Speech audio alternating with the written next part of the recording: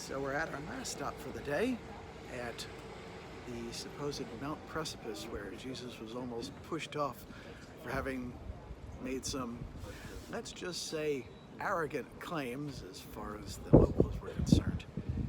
And while they have a warning here saying that if you get pushed off of here, you're going to die, this may or may not be where the locals of Nazareth tried to herd Jesus up in order to throw him off for making claims like, I am the Father of before Abraham was, I am. There's no question that this is Nazareth, and we are on a mountain, but whether this is the mountain that he was to be shoved off before, somehow eluding the crowd, there's no way of getting any archaeological evidence about. This is a single brief moment in Jesus' life, and there's no way of proving where it happened. In fact, it's probably doubtful, considering that this is nowhere near the synagogue or the city center where he might have said those provocative things in the first place. And on the opposite side of the mountain, we can still see the Jezreel Valley, which includes the area near Megiddo. So you can just see how far we've come and how much the Armageddon that we've been promised will cover in terms of 6 feet of blood for however many stadia that would be. It's a vast area. It is, as Napoleon put it, a perfect battleground. One other thing we can see from here is right over my shoulder is Mount Tabor, which is, as long as we're talking about theoretical locations, it is supposedly the Mount of the Transfiguration. It's as good a spot as any, but again, we can't prove it. Peter was actually chastised about trying to put up a memorial about the situation when he decided to say, hey, maybe we should do that.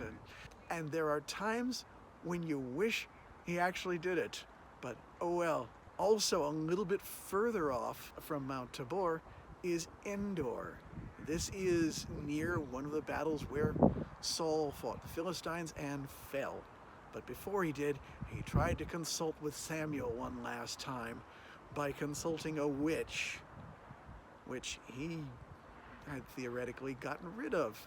And once Samuel was called up, the medium actually recognized that this was Saul and she was in deep trouble, but he assured her that this was what he wanted to do, and Samuel then assured Saul that this was not what he was supposed to do, and he would pay for it with his life.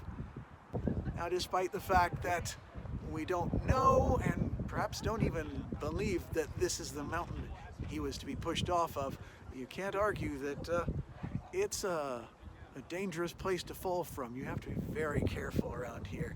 Those stones are sharp and hard, and I can see why it might have been used as such, but my goodness. One thing should be pointed out. This seems like a rather extreme thing to do, especially for the people who had grown up with him, knew who he was. Granted, that was part of the point. A prophet is not without honor save in his own country.